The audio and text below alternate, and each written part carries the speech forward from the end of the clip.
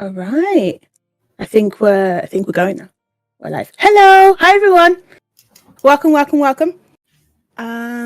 Right. So, welcome to the Safe in Our World, understanding BIPOC mental health with some dope content creators, streamers, games, good folks. We're gonna be hanging out for about an hour, and we're gonna be talking, we're gonna be chatting. Feel free to add some things in the chat if you have any questions. There's some questions that I have. There's some questions that we're asking each other. But we want this to be like free flow conversation between all of us.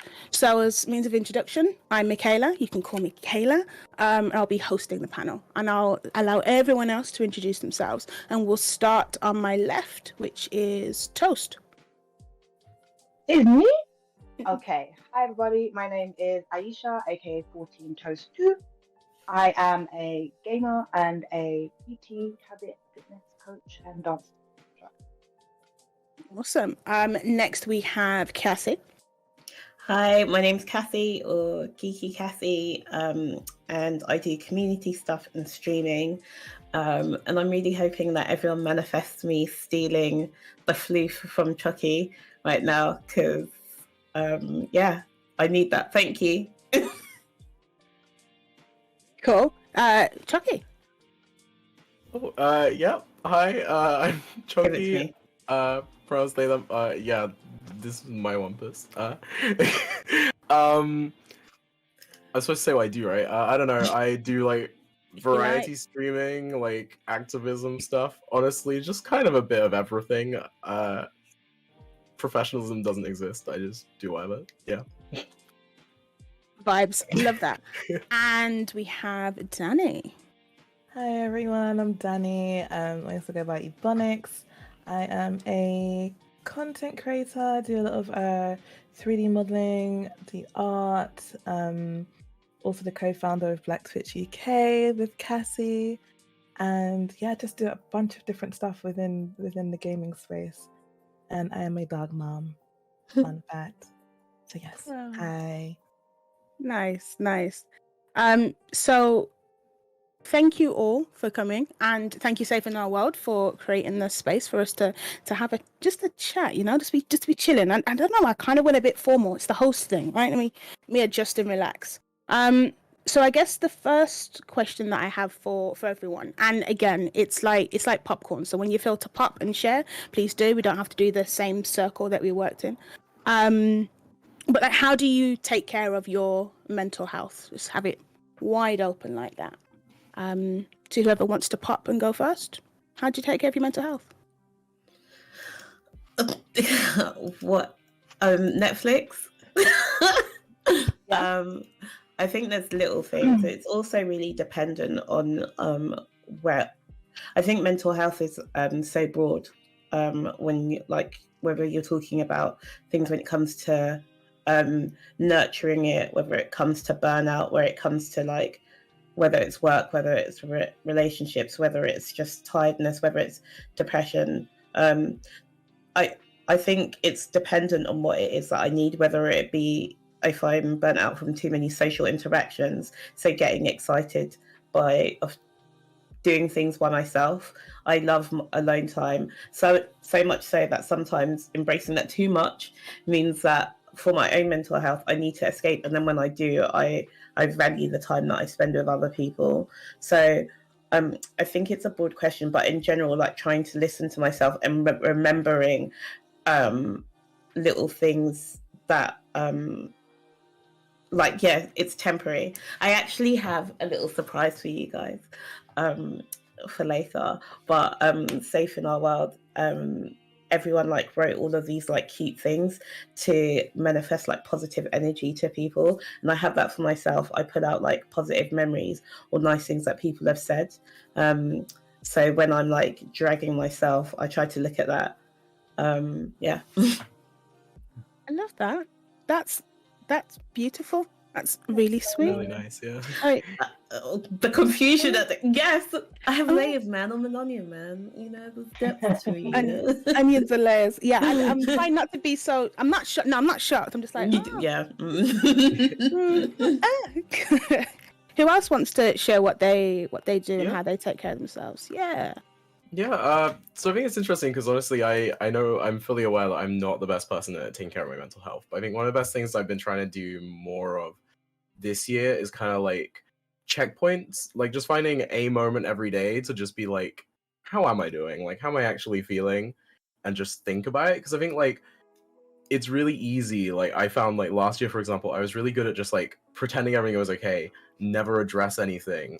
And it works for a while and then everything crumbles and everything breaks at once. I think like a good one is just like even if you don't have the time to actually like do that self-care, like it's important to find the time, but sometimes you really just can't. Life gets too busy. But it's just finding that like even if it's just like a minute while you're sat on the toilet just to be like, how am I doing right now? Is everything okay? Because if you're overwhelmed and you actually know that, it's a lot easier to like start taking the steps to like build down that work again or like cancel a stream or something and just find that thing that you need. I think it's really easy sometimes to forget that you actually have to be aware of it. Like everyone's like, oh well, mental health's in your head, so you should know how it is all the time. Sometimes there's so much going on that like you just don't realize. And I think that's probably my biggest thing at the moment of taking care. It's just find that little moment. That's Create really the insightful. space. Yeah, Love that for too. sure. I'm making notes. I'm not gonna lie. All right. No, I love that. I like it a lot. I love that checkpoint thing because you're right. You don't sometimes really realize that you're about to crack until you are cracking. So Yeah, you can be actually like mid breakdown and you don't even know it. And I think that's exactly. so much worse because if you know you're having a breakdown or something, then you can ask for help, but Yeah. you can get in a situation where like you just haven't even been keeping track of that. Yeah. No, it's really, I'm Absolutely. taking that. Thank you. Take that tidbit or put it in my pocket. Literally, it's such a good tool. I really like. I think I take screen breaks, and I've actually got Fendi to really be thankful for that. She forces me to take screen breaks because I do get super engrossed in the screen, and I have a lot of screen time. So actually taking a break to disconnect and go to the living room and have nothing to do with what's going on in front of the screen. That's one thing that I'm really working hard on, is to just make sure that I'm disconnecting from work stuff. And I actually started therapy again today, so that's another way that I'm going to start looking after my mental health. So I'm hoping to utilize that space to unpack and dissect and actually process whatever the freak is going on in my brain. So yeah, that's going to be one of those things that we're doing. Love that. I love that for you. Also, that's awesome. Thanks, babes. Therapy is top tier. Top tier. Especially if you have a good therapist. Like for me, I think everything that you just said is really important, and actually everything everyone's touched upon for me, I think I do for mental health. So Dani and Cassie know that I'm also a habit coach. So for me, my habits over the past year have been a little bit abysmal, for lack of a better descriptive. So I haven't really been working on it so much, but one thing I have been doing is making sure I'm working on it for myself.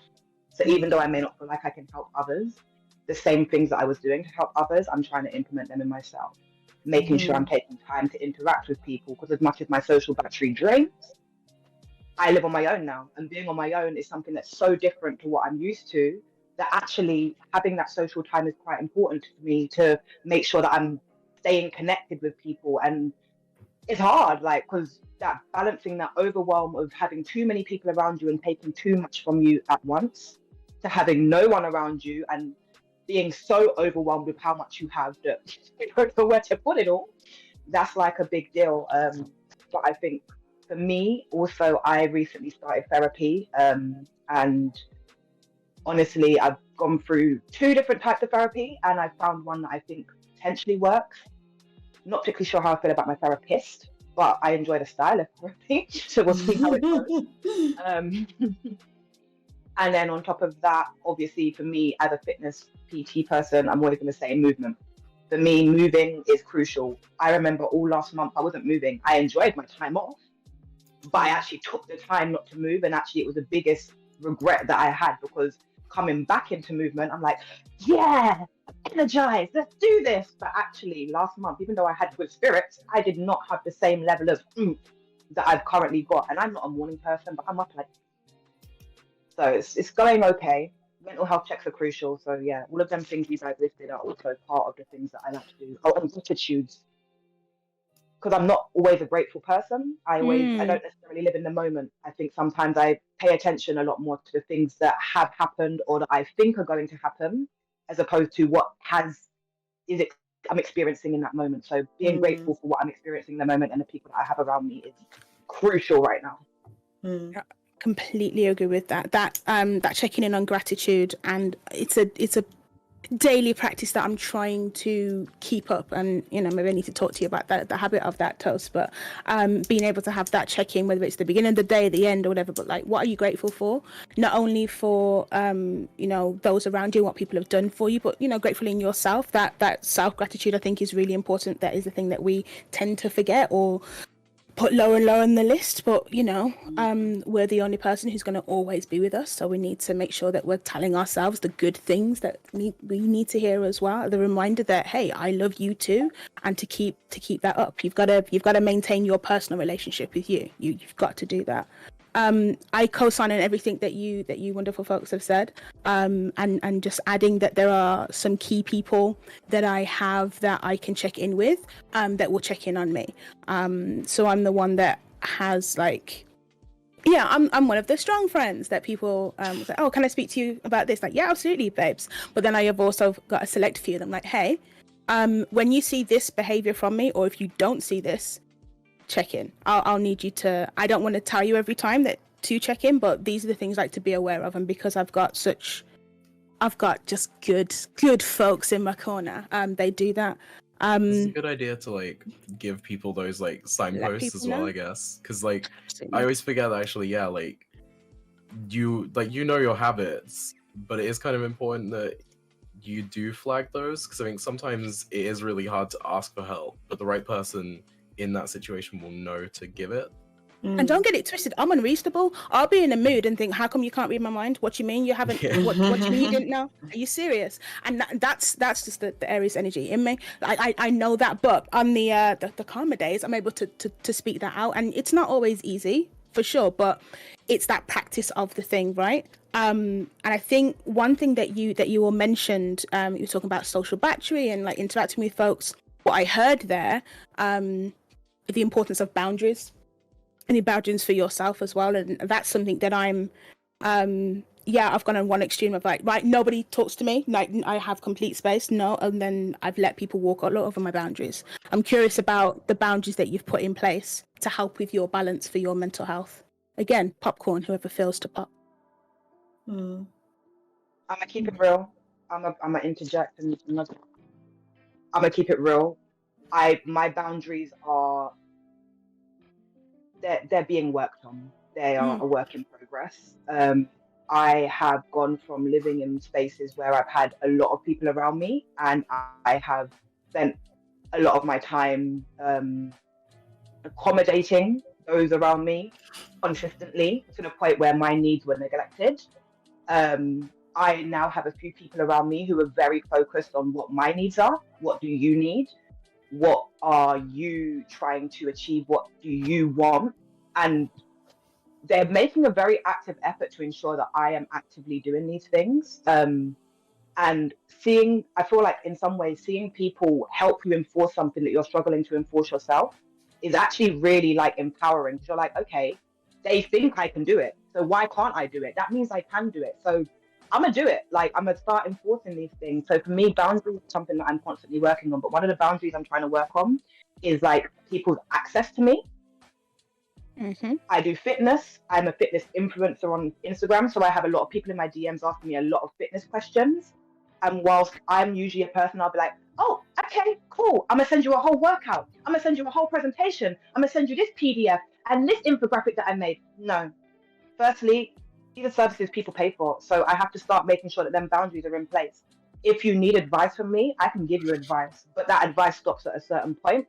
And then if you need further advice, that is a boundary that's being crossed, but that's going into professionalism. So I need to start making sure that I have that understanding, because people had a lot of access to me and it got very overwhelming. I started hating going on social media because my DMs were just flooded with people asking me questions. And I was like, well, actually, babe, if you want to do? And it was just too much. So one of the main boundaries that I'm currently working on is like people's access to me. A lot of people feel that they should have access to me, or that they deserve access to me. But my thing is, the only person who deserves access to me is me, and everyone else. It's an absolute pleasure to welcome you in, and you should feel blessed because not everyone gets access, and they shouldn't. So yeah, that's my thing at the moment. Okay. Deep. Deep. About every single word. I was like, about everything. Love that for you, and thank you for being honest about like the work in progress of boundaries. I think this is something that quite a few people are working on, and there's no shame in that, right? In it, and as we level up, as we keep going, like we have to figure that out and work out what works for us. And yeah, it's going to be a work in progress all the way through. So thank you so much, Toast. How would anyone else like to talk about their boundaries and things for them? Yeah, I'll let you get ahead because I was going to say I don't know if I have any. Oh, so we're reading from the same script. Okay, so I probably do, but in my current space, the current mental space that I'm in, like full transparency, I don't think I have any boundaries, which is why I'm like seeking additional support, because I don't think I'm actually able to clearly see what those boundaries that I have in place are. And so I'm utilizing therapy to help reinforce any boundaries that I did have in place that were working, but because of the space that I'm in are not working for me. So yeah, I don't think I have any at this point in time. Thank you, and I'm glad that you're doing what you want to get what you need. Appreciate it. Thank you, Dan. Cassie, is it a cosign? Pretty much, yeah. I think leaning in on other, as someone that doesn't like asking for help, I think the difficulty is that that's quite I'm starting to realize that's quite a selfish way of being, especially because I not asking for help means that it delays certain things that I want to do. I can't respond to people fast enough. I might not be able to participate in all opportunities. I can't give 100 of what I would do because I just think that I can do it, and also there's a certain arrogance in that. I don't think asking for help necessarily means that you're needy. I think it can help provide, especially working within this space and in a professional sense. I actually think it's better for people around you because it means that they can work better, that there's options of ways that they can work with you, and in turn that puts less pressure on you as an individual. I just think it's quite hard. There's loads of things that lead into, and I think that's why it's important to talk when we're talking about like mental health is about Black mental health, because a lot of things come from culture as well. I've always like been a bit of an overachiever, and that's praised, and part of that is like I don't need anyone to do anything. I'm ahead of like everyone in class, and in turn being a people pleaser means that I'd get praise like that from my mum when I do those things. So then if I'm not like being extra, it feels like I'm not doing enough, and I think that shouldn't be the deter. Already we have to do so much to prove our worth, so then putting more things on yourself where you're being even harder on yourself, and you have to be like, I can do all of this because that means that I'm winning. I don't know who that is, that only literally, it's just sometimes I sit back and I'm like, who is this for, girl? Like who are you proving yourself to? It's not about, I think that's why I'm trying to establish what boundaries I have. Isn't necessarily with other people. It's about like, how am I stopping myself from damaging myself? That makes sense. Complete sense. Yeah. That makes a lot of sense. Yeah. Yeah. Because I think like I'm definitely kind of like that's definitely what I'm trying to work on at the moment. I'm very much kind of in this weird in between where like I'd like to say I have good boundaries. I'm quite good at like say like uni work and stuff. I'm good at saying like I will only do things for you during these hours, like stuff like that, because I do script writing and people will message you at 2 a.m. expecting a new script by the morning. And like most of the script writers on my course will be like, yeah, I'll sort it out, even though they know it's a bad idea, whereas I'll just say no. But then I think like, especially be in this space, I'm very much like, the baby. I don't really know what I'm doing, and I've kind of like, I very much get caught up in like the pride of like, well, if I can do it all myself, if I can show that I've built myself up with no help, then I can like prove something. And especially like, as you mentioned, it is that like proving yourself. And I think I always find it's like double fold, because like I already have the imposter syndrome, like being mixed race, trying to just be black in a space. So I feel like I don't just have to prove like that I can do something well. I have to prove that I like even fit into the box that I'm doing stuff within. And like my big thing this year is trying to find those boundaries of like, actually, this is what I should be letting myself do, and this is what I need to actually be looking elsewhere for, and actually going, yeah, I can edit this video, but it's gonna destroy me. I'll waste like an entire day on it. I have friends who literally like love doing that stuff and do it all the time. Maybe I should actually like use that connection. Yeah. That's very relatable.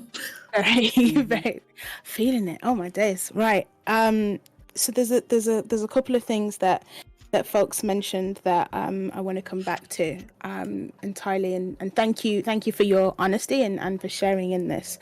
I think that it's important that we address like the asking for help thing. I think that and especially when you're praised for doing a really good job, because there can be that. So one of the things that I do is deliver training to different folks, whether they're junior, senior, whatever it may be, and that imposter syndrome piece, right? I need to prove this, and especially for folks that are marginalized for whatever reason, but we're specifically talking about, you know, Black and people of color, right? So when you're thinking about like, I'm grateful to be in this space, and so I need to prove that thing, how exhausting is that, right? And so that space of like asking for help, my question often is, well, what's the environment like? Do you feel as though that you can? Do you feel it's safe to ask for help? Are people around you asking each other for help, and are people around you showing you that it's okay if you don't have the answers? So often places will put it on the onus on the person, like, you do the thing, you just need to ask, or you just need to do this, that, and the next.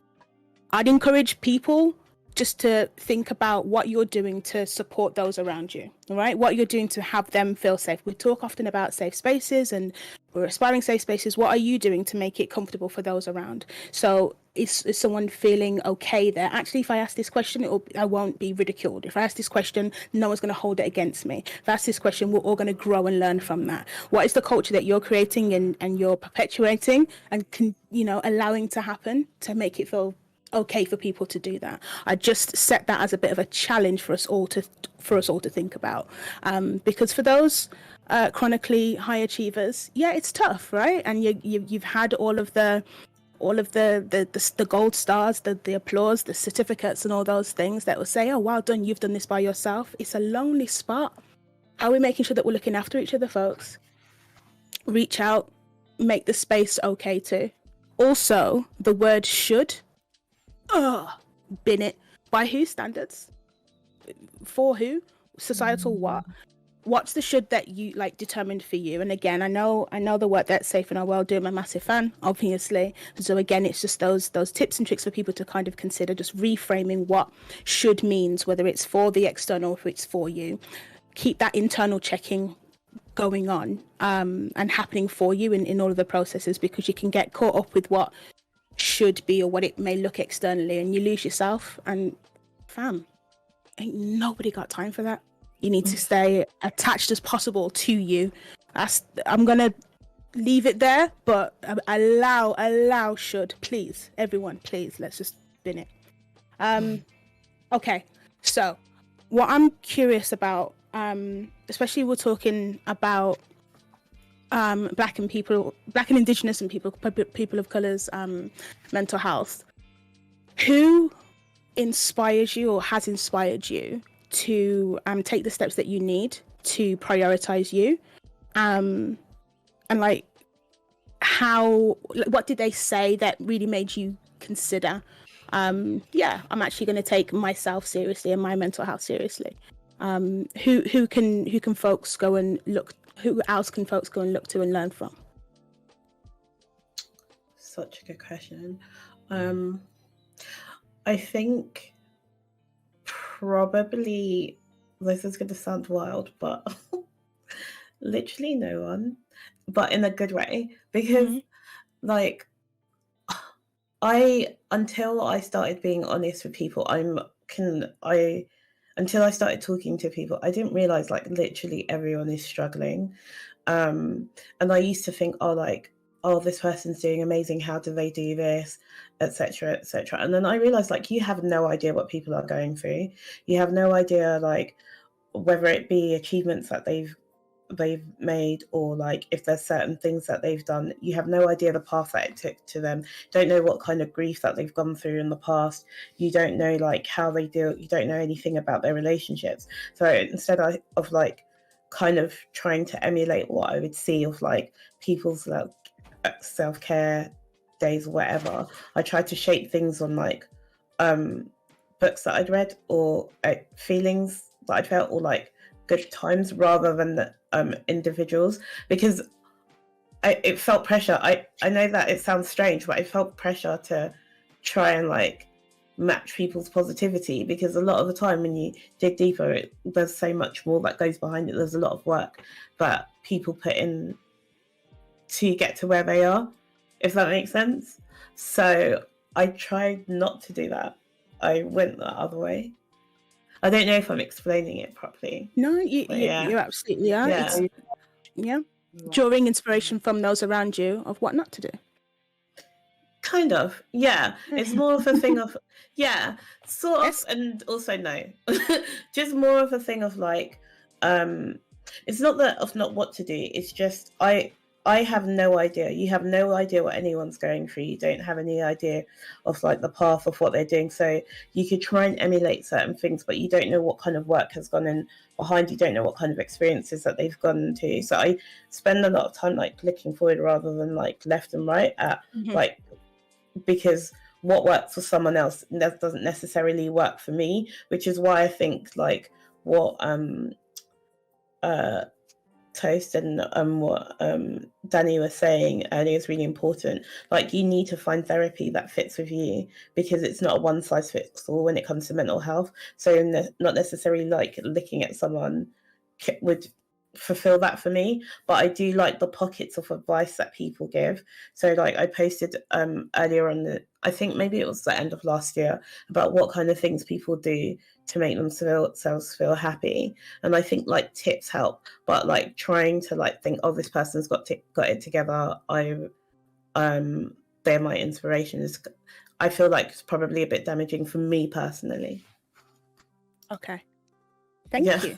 Yeah. No, that's really useful as well. It's like the issue is we can put people on pedestals and idol them too much, and then it's unattainable, and like we're all people, right? And so that pressure's not always helpful for folks as well. I get that entirely.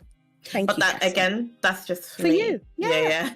Horses for courses, or we're all gonna have our different. I'm not calling you a horse. All of our.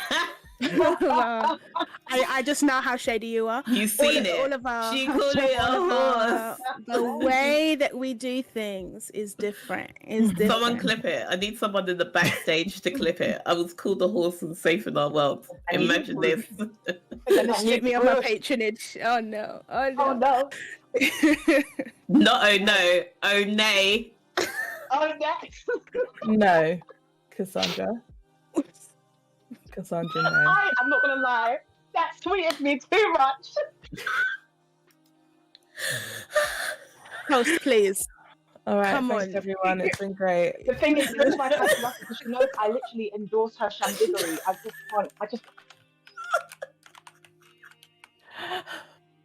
I'm tired. Okay. We got it.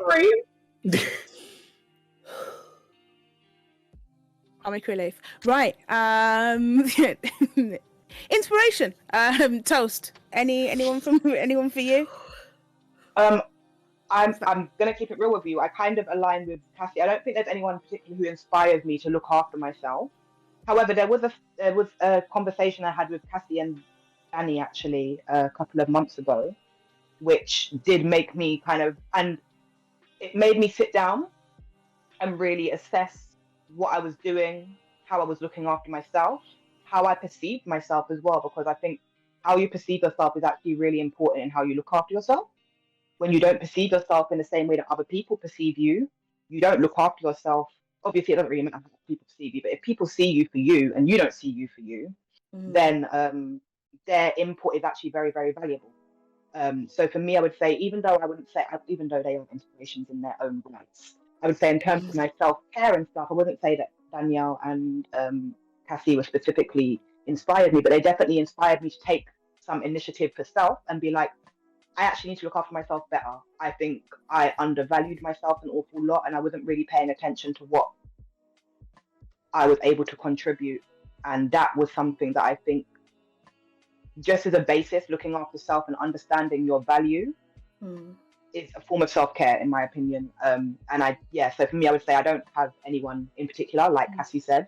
There are loads of people who share valuable tidbits all over the gaff.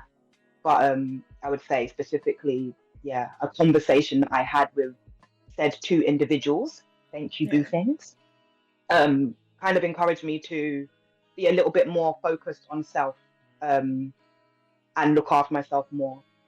And I also have a skincare routine now. Yay. I just wanted to add to that, like, you're such a queen, like, you do so much stuff, and like, I know that you take like compliments of what people say, and you don't like, you're like, okay, yeah, it's good, but I genuinely mean it. There's like things that you've come to like events where I'm like, oh, no one's gonna turn up, and you've like encouraged it, you brought everyone's like vibe up. You are so supportive of it. Literally, even this today, you were like, right, I'm busy, I've got to do this, let me see what I can do, I'm gonna get a phone on this. You're so supportive to so many people, and I really feel that is, as much as that's beneficial to like everyone, I hope that people nurture you the way that you should be, because you're so, I don't know if you like know how special you are, but you're such a queen. But anyway, carry on. You're gonna make this up. All right, move on. Okay, my bad. Sorry. Suck it up, man. All right. It's onions. I mean, this onion is now unpeeling herself and making everyone sob. Miss Layers.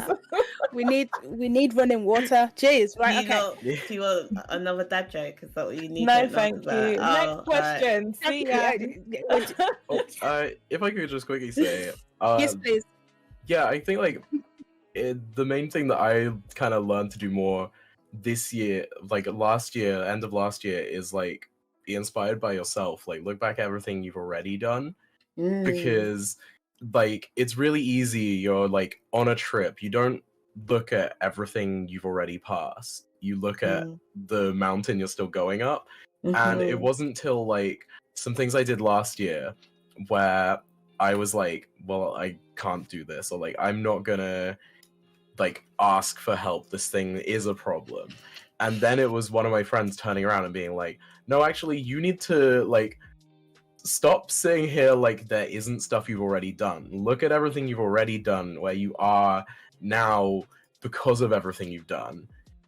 Like, you can keep going because you've already got so far. And I think it was like a really important one of like, it doesn't necessarily need to be external. And like those friends in a way inspired me by pointing that out. But I think it's important to be able to just have that like self-awareness of like everything you've done, everything you've worked for, and even if people helped you, that doesn't take away from the fact that you made it.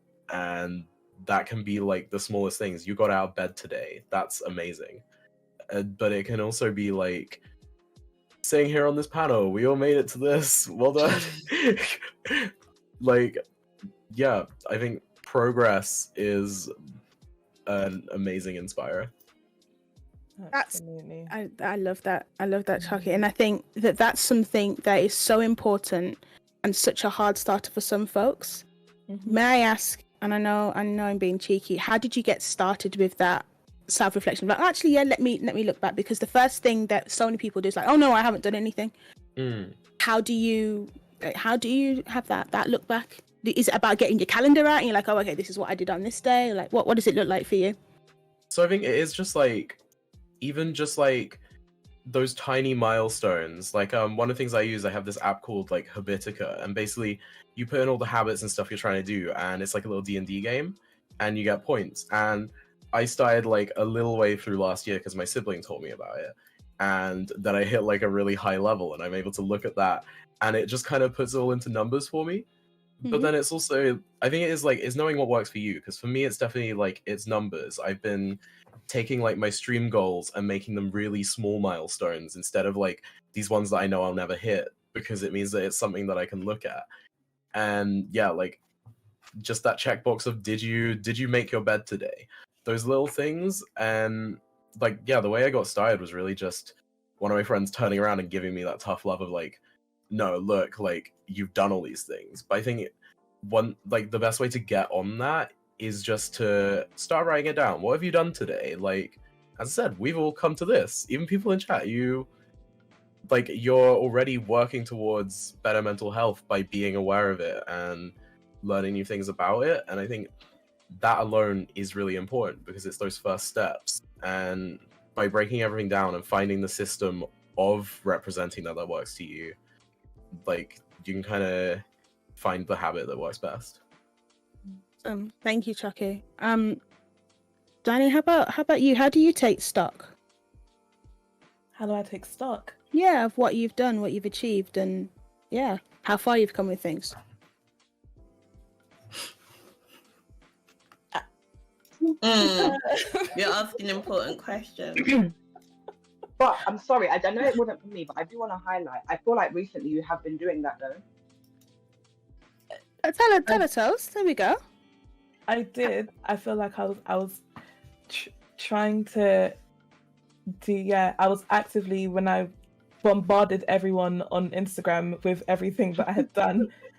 That was also a way of me trying to command, like, hey, you've done this, you've done that. Oh, you've also done this, and I had to go through like all of my gallery photos of like stuff that I'd done. So I haven't been doing that because things really do happen at such a fast pace, where I even said this to my therapist today, I don't actually have a lot of time to process the good that's happened, and I don't have a lot of time to just sit and reflect on actually the accomplishments that have come across.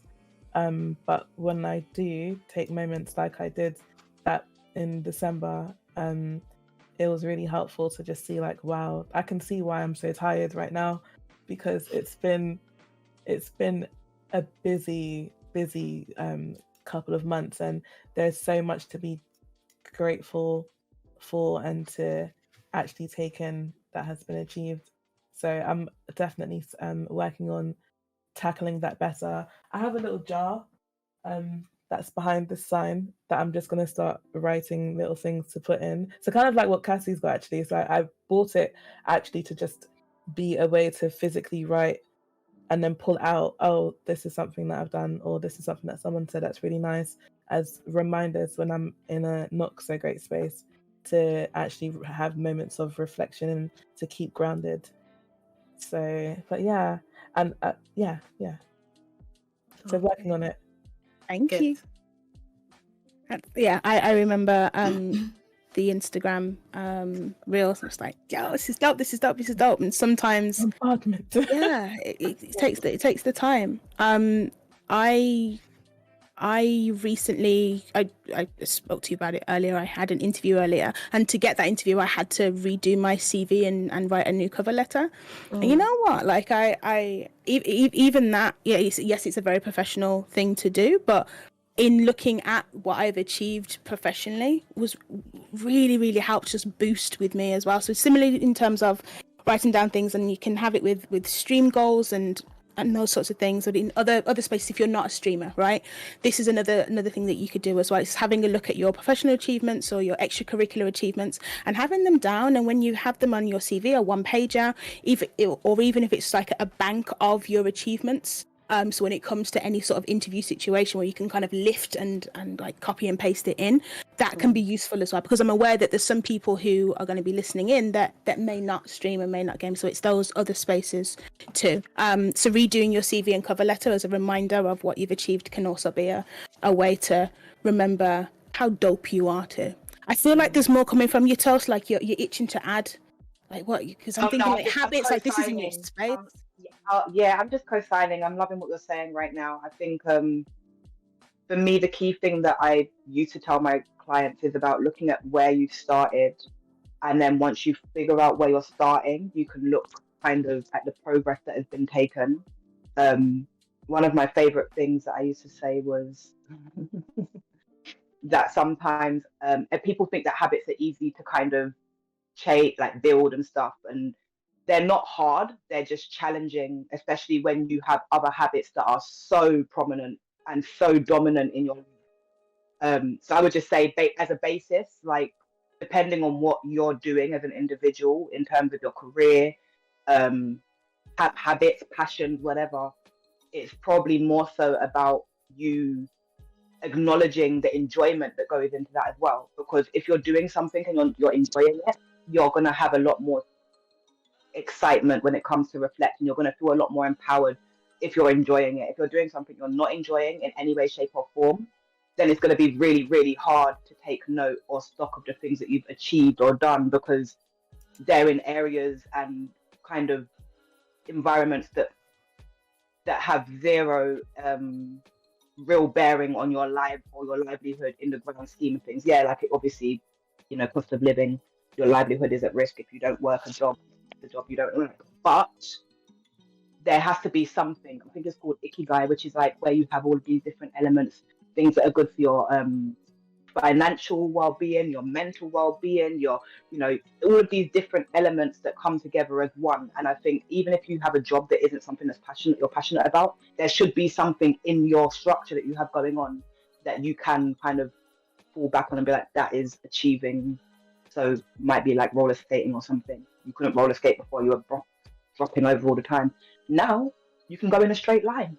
That's a big deal. So yeah. Thank you.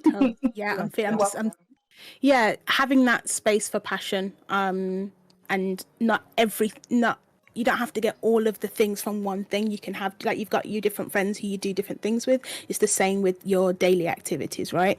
And yeah, absolutely push for things to align, and still make time for your passions and that may be separate from your work.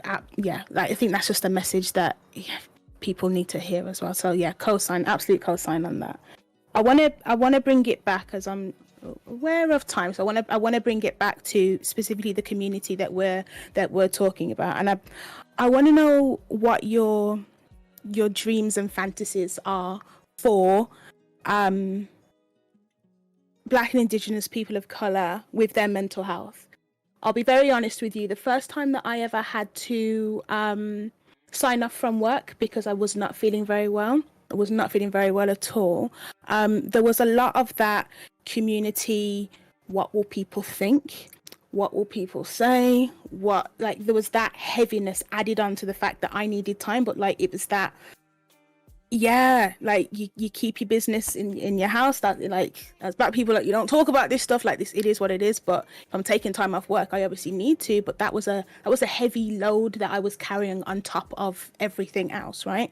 And at the time I was working for an organization that I would tell young people, hey, like, center yourself, prioritize your mental health. And I was saying all the right things to them, and I couldn't live it for myself, which I don't think is a dissimilar story that many Black women, Black folks, people of color would experience. So I'm curious, what's your dream for our community and taking care of our mental health? I'd like to have like more I think I'd like to have the conversation involving more people, men, as well. I think I would love for us to be in a space where we're not afraid to talk, because a lot of the time there's a lot of trust that goes in these panels. Like, we're instantly at ease because, like, we either know like someone else on the panel, or like we've had these conversations before. But there's this fear of judgment, or fear of like expressing yourself being seen as weakness.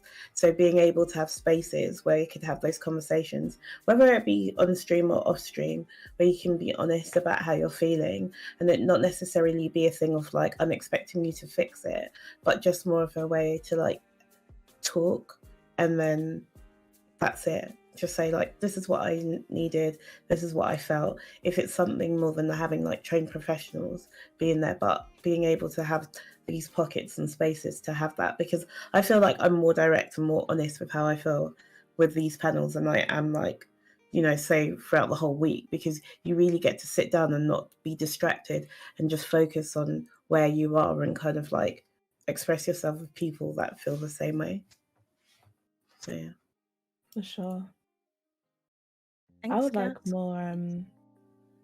I would definitely like more of an awareness of kind of what Chochy was saying. With, I don't want us to get to the point where we're breaking before we seek help, because I feel like you said, the pressures of being Black, Indigenous, or a person of color, your day-to-day stresses build up on you very quickly because of some of those factors specifically, especially if you're part of like the LGBTQIA plus community. With that added pressure on top of it, we take this like little digs and little things of us are chipping away, and we don't acknowledge it because it's just, you're just kind of told to deal with it and keep it pushing, keep calm and carry on type ish. But I really would love for us to, as a whole, as a community, to actually start acknowledging if something is chipping away at you, to actually start handling, not handling or acknowledging, and then finding a way to deal with whatever it is that is chipping away at you, so that you don't reach the point that you're breaking. Thank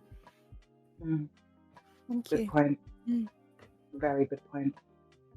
For me, I would just say, like, I suppose my hopes and dreams for Black and Indigenous people of colour, in terms of our communities, I think one thing that is changing, but I would love to see it a little bit more, is, you know, an understanding of mental health isn't just this thing that's made up. It's not just this thing, oh, it's all in your head. Like, technically, if you're trying to be, you know, yeah, it is, but it's also not. Do you know what I mean? It's based on your experiences, what you're experiencing now, what you have experienced. And I think more acknowledgement about people's past experiences and how those impact and manifest in their physical realities, because a lot of people, I think, they don't know how to have positive intervention when it comes to things like this. Like, especially in our communities, I find there's a lot of like nonchalance about mental health. Oh, it's fine, you know, tomorrow you'll be cool. Just sleep it off.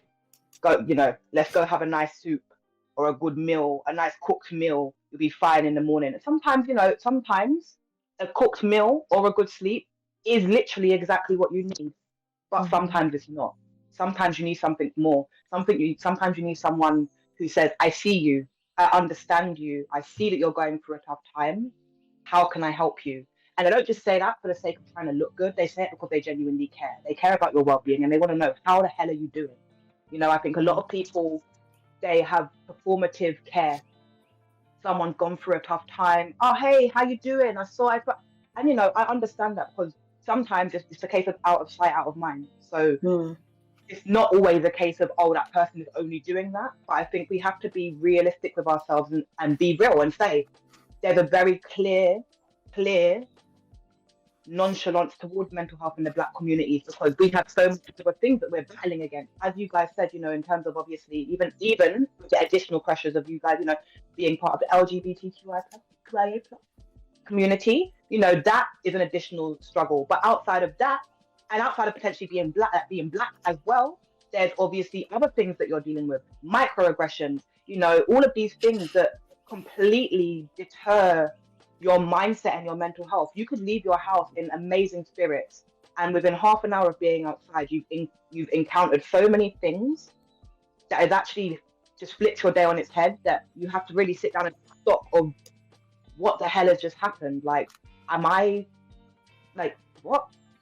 Do you know what I mean? Like, and I think just more awareness that when it comes to poor mental health, it isn't just in your head. These are real things. People are living these experiences, and some people are really struggling, and they do need support. And we can't just use our historical stereotypes and beliefs about mental health to prevent us from helping. You know, there are a lot of people out there, like, for me, one of the reasons as to why I'm not sure if I vibe very well with my therapist is I think I might need a Black therapist. It sounds like such a simple thing, but they're so few and far between. My therapist is lovely. I would kill for a black therapist. What? I didn't hear what you said. You might need a. Did you say you might need a black therapist? Yeah, I might need a black therapist. I absolutely love my lady that I'm with. She's so lovely, like good spirit, kind heart. You can tell. But also, some of the things that I'm talking about, some of the experiences that I have, they are racially aggravated statements that I'm experiencing, and I'm coming to you and I'm sharing these things with you, and you're telling me, you know, maybe sometimes you don't have to react to everything. Do you know what the thing is that and whilst I understand. Sorry, go on, Cassie. No, please continue. I agree with what you're saying. I understand not everything needs to be reacted to, but one of the things that I was highlighting was I pulled someone up because I felt a statement they made was racist. Did I know the person? No. But I pulled them up because I felt like I was personally affected by that statement. And I said to them, are you a racist? Because the way you're interacting with me, I don't really appreciate it. And it's very kind of, and when I explained it to my therapist, she said, sometimes you don't have to. And I said to her, if we had that opinion, then there would be no one to educate anyone on racism in the world. So sometimes it's not about educating everyone you know, because people who you generally know usually have a similar understanding to you. It's about the people you don't know that you have to actively be educating. Do you know what I mean? So I think my dream, because I've definitely rambled about something that was a little bit side noted, but my dream would be for people to really acknowledge that mental health is real and people are struggling, and we can't just keep sweeping it under the carpet because Black people don't have the energy or the time to deal with mental health. The reason why we don't have the energy and time is because we're struggling with our mental health. Most people, not everyone, but a lot. So yeah, for me, just the acknowledgement that it's real and we do need that assistance, and more Black therapists, please. Go educate us and get qualified. That's definitely one of the things on my list, because I think like one of the really big things is like the acknowledgement that everything we go through is it is still a material thing. Like, I mean, I still can't explain to like anyone I know pretty much. Like, I lived with, in my second year at uni, some like very racist people, but it was basically all microaggressions. Like, there wasn't some massive violent incident. There were a few like heated arguments, but trying to explain to people how unsafe I felt in that house and how broken I felt that whole time is so hard, because people want to hear that. They want to hear that material thing. And even like, I was speaking to a therapist a while back about a diagnosis for something, and their response to it was, you don't have enough trauma for that. And I had told them like every racist experience I experienced my entire childhood. Like, I grew up in a, like, I was the only Black kid in my year at school, and nobody wanted to play with me because I was dirty or whatever. Like, those things exist. Just because it's not the N-word or something, it's still an experience. And I feel like, yeah, we need more people who can understand that. We need less like of this kind of almost gaslighting around the idea that Black mental health is just, we're making a big deal of it. But I think it's also like, I want there to be more freedom for all like BIPOC individuals to feel the ability to be vulnerable, because especially like, I mean, the stereotype of Black men, Black women, whoever, is always like strong, aggressive. Like, we can't let that guard down. I mean, like, part of why I have this teddy, aside from the fact that I can like play with it and fiddle with it at the stream, is also the fact that like, I don't want to look like this like grumpy person because I don't necessarily smile all the time. Like, I am not. I am having a great time right now. I just don't necessarily emote it loads, but that's because I've been socialized to be like that. It's not a lack of those things. And I think vulnerability is so important for us to have the freedom to do, because it, like, we have been taught from such a young age to just shove it down, keep going. And yeah, as well, like, just the acknowledgement that those things do genuinely build up. The experience that we have doesn't have to be a massive incident to still be something that has shaped who we are and how we feel about the world. 100%. 1000%. Oh my goodness. Vulnerability is so important for us. It's so true, because we just don't, in this world, we are just not in a position to always feel safe enough to be vulnerable. And it's just, yeah, that's just such a good point, because it's not always been the safest space. So That's such a really, really good point to touch upon. Like feeling vulnerable. And I use streams and stuff to be vulnerable sometimes because I'm able to be super transparent. Not I don't even ever plan to go in there to be vulnerable, but because we have to create our own spaces to feel vulnerable in. And so I definitely feel like streaming has helped create a space to be vulnerable and then allow the community to feel vulnerable and safe in that space as well. So definitely vulnerability is key. Absolutely. Vulnerable streams, by the way. Say that again. I enjoy your vulnerable streams as well, by the way. They're really fun. I say fun because it's so rare to have an opportunity to be able to be as transparent as that in such an open forum. And there's so many people coming and saying, yeah, like me too. And you're like, oh, friend. Not. So yeah. I think it's so validating. Thank you for holding them. Yeah, thank you. I think it's so validating too with that stuff. It's like, I think it's like I'm really thankful that like my mom is someone who's always willing to like take that mask down. I think my mom is probably like one of the only Black people I've seen like cry and stuff. But I think that's so important actually, because like if society's gonna be like, no, you have to like, you've got to have this like blank face, you gotta just deal with it. If someone says something, just keep walking. Like you need those people who can show you that actually like that doesn't have to be the case, and that show you that like you can take that wall down. And like because even like there's the whole thing on the moment like, oh, boys can cry, and that's like a thing that we're trying to get people more to understand. But it's also like Black people can cry, like where's that? We need to understand these things, they're cross culture and stuff. Like there's such a impact of like that vulnerability, and thank you to anyone who can be that vulnerable, and especially like publicly and stuff, because I think as much as it doesn't necessarily feel fun to be that sometimes, I think people need to see it. Yeah, it's okay to not be okay. Absolutely. This is a beautiful space. Thank you for sharing everything that you have shared and just laying it out. And that space for vulnerability, that space for honesty, that's how it's gonna get better for everyone if we're transparent and clear in moving back as moving forward as best we can. And in that space, of course, holding boundaries, and in that space, of course, keeping yourself safe, and still encouraging folks around us. Like that's what we can do, right? We can encourage those around us, and by leading the example that we can, and living how we want to, and how we want to then see in the world. I want to wrap it up with the final question before I open it up to see if there's anything else that you have or anything from chat. If there's any questions, please do write them in. We're gamers, right? So I want to bring it back to games, in terms of games in helping you cope, helping you deal, helping you on your mental health days. What are the games that you kind of go to, or that you'd recommend people look into to help them out in moments? Opens up steam. I love Elder Scrolls Online, and you know what, actually The Sims really helped me a lot, like especially through uni. But I use Elder Scrolls Online to get tasks done.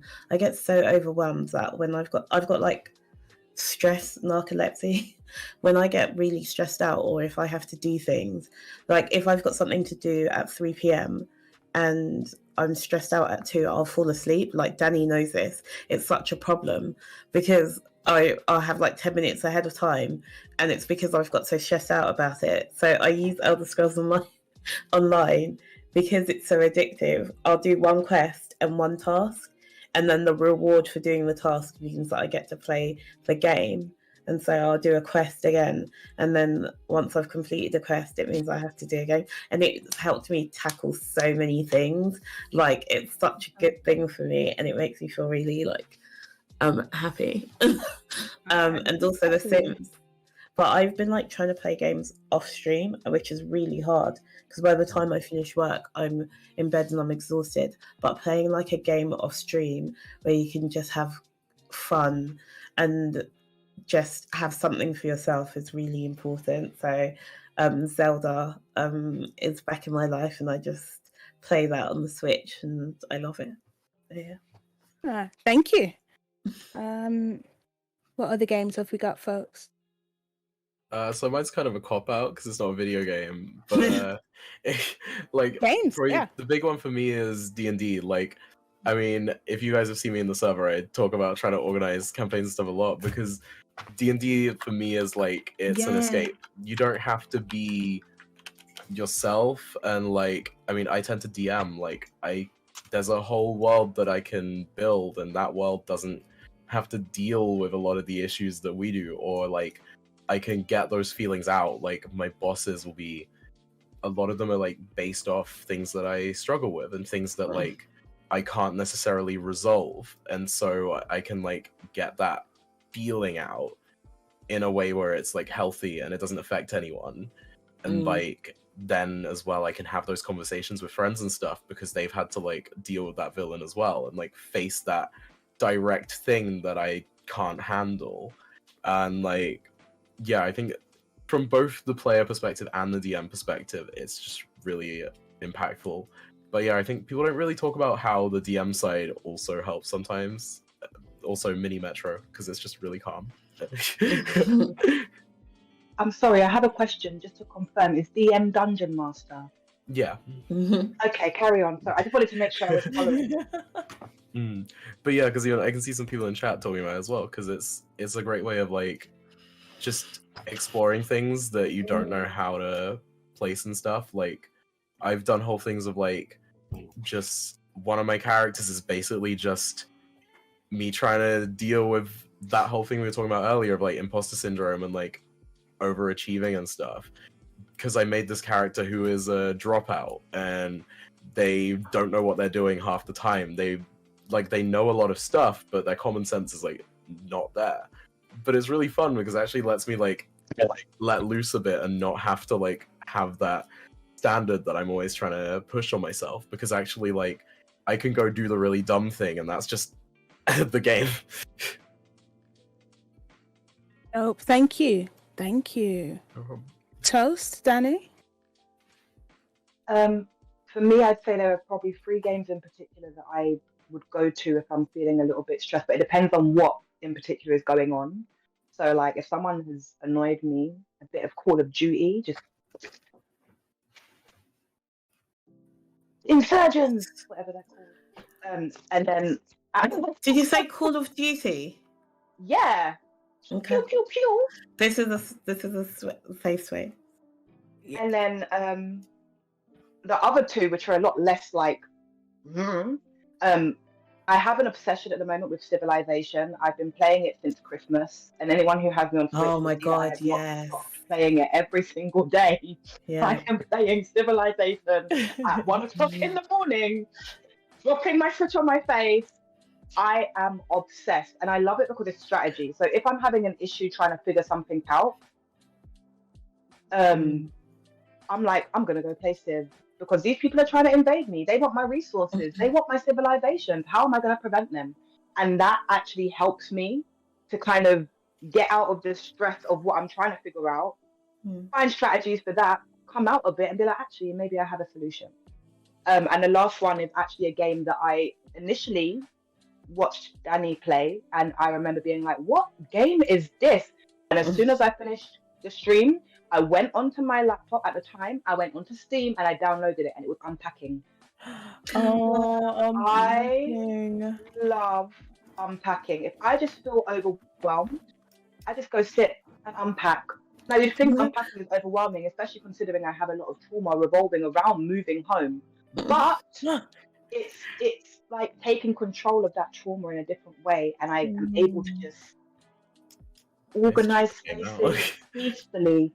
So yeah, those are the 3 that I would say for me, depending on where you're at or what it is that you're going through. Those 3 are definitely like top tier for me anyway at the moment.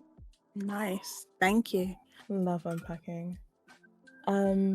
Right, top one to me. I'll be really quick. I like games like Cook Serve Delicious or Yeah. like Food Simulator. Anything that requires me to get things done. So because my brain is always like needs a lot of activity to be distracted. And so games like Cook Serve Delicious, where I'm constantly being, but it would seem like it would be stressful, but it's actually really helpful, and I get obsessed with it because I lose myself in, hey, someone needs something from me. I need to make this. So I get really hooked on that. And it helps me to be distracted from all of the 50 million thoughts that's going on in my head. One thing I've been obsessed with and that I dove into and was a really good distraction to help me unwind during my break was similar to D&D, but it was GTA RP. So I was Oh God. role playing as not me and going into spaces where I wasn't Ebonics was really helpful because a lot of the time it's like, oh my God, Ebonics, Ebonics, and I just got to be the character that I made, and no one kind of knew who that person was.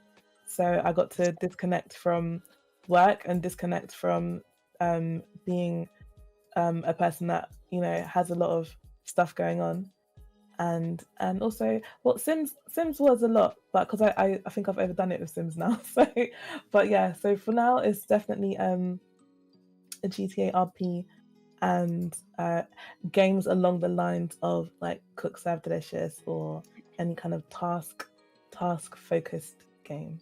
I really enjoy. Okay.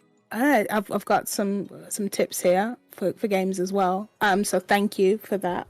I think I would add again, I love puzzles, and I'm very visual. So the game, I don't know if anyone's played Colors Then, where you basically, it's got the outskirts of a color and there's a bunch of shapes on the inside, and when you hit colors that are matching, they fill the square, they fill the screen, and you basically got to have the last color that's filled needs to be on the same as the outside. I love it. It's problem solving. It's visual. The sounds are really cute and like boop boop boop. So that's nice and calming. And you know what? I'm a fan of a Sudoku. Honestly, chills me right out. Also, I feel very accomplished when I've done it. I've got rid of the errors. If you make too many errors, then the game is like void, like, because that's too stressful. But just a good Sudoku just helps me just calm all the way down if I need to, or just be able to work something out. It's really great. Really great wise as well. And I'm a big fan of any sort of detective game, so any Frogwares game. All over it. My recent obsession has been Sinking City. Oh my days. Loved that game. So any sort of detective type, Black Sad, all of the Sherlock Holmes, and then the Sherlock Holmes again. Yeah, any detective. Oh, LA Noire. Oh, yeah, I'm all for it. That's why I don't stream, because I play those games. So, I just want to throw it up to you all to let us know where we can find you, and if there's anything else that you'd like to leave the lovely folks who have been here with any parting words of wisdom. So again, popcorn, whoever wants to just sign off, and how we can find you, and any last words. No one wants to leave, so there's going to be no words. Well, I need to. I love it here. Oh, you're like, wrap it up, I gotta go. But I gotta go. So you can find me on Instagram under Aisha Lucci _XO. I'm on Twitter as 14toast2. I'm also on Twitch as 14toast2. I keep telling everyone I will make a return. I will, I promise. I just need to get out of my head mental health. Yeah. So yeah. You can find me there, and the tidbit I will leave everyone with before I go is, you deserve to be healthy and happy, whatever that looks like to you. Do it. You can find me everywhere as Geeky Cassie. Also, for non-heathen behaviour, I set up Geeky Cassie 2, as in TOO, which is just gaming content. And also this year I'm going to be focusing on doing a lot more events. So if you want to go to like friendly events and things focused on community, please check out Nox Luminar. The best advice that I can give you is not to read the comments. pretty much every single time I've thought I should read the comments, I've regretted it. So don't read the comments, whether that be a random post that you see, anything on TikTok, don't read the comments. And yeah, and drink water, because your pH balance and your juices are important. Thanks. Thank you. Oh my Jesus. Thank you everyone for tuning in. You can find me on Ebonics or at Ebonics pretty much everywhere except for Instagram, where Bob will not release the anyway. On Instagram you can find me as Ebonics Sims. And my parting tidbit will be that every win, no matter how small it is still a win, and you should definitely acknowledge even the smallest things. What your success is not a straight line, and it's not stagnant. Success looks different on different days, so don't be too hard on yourself if you only had if you feel like you haven't done something massive in that one day. Sometimes just washing your face and getting out of bed is your win for the day, and that's okay. I like that. Thank you. Oh no, is it me? Yeah. So I guess you can find me. It will be at Chochy Plays on here, on Twitter. That's Chochy spelled CHOCHY. Yeah, because whoever owns Chochy, like, there's not even a Chochy account on Twitch anymore, I don't think, but I can't use it for some reason. Or at Chochy1000 anywhere else. I guess my word of wisdom would just be like, hey, you were you today, and that's enough. You don't actually need to do any more than that. Like, you've done that. Just be yourself and be proud of that. And if you don't know who that is, go find out, because I think it's really easy to kind of just coast through life. Don't coast through life. Like, live it. Yeah, I think that's really important. Thank you. Folks, I would say try and consider that you are the younger version of you's wildest dream. It's amazing. They are very proud of you. They'd be excited to meet you, and do whatever you can today to make your future self proud. Just do that right now. You can find me, Mikayla_Sinead, or it's_cable for the gaming content that's kind of non-existent.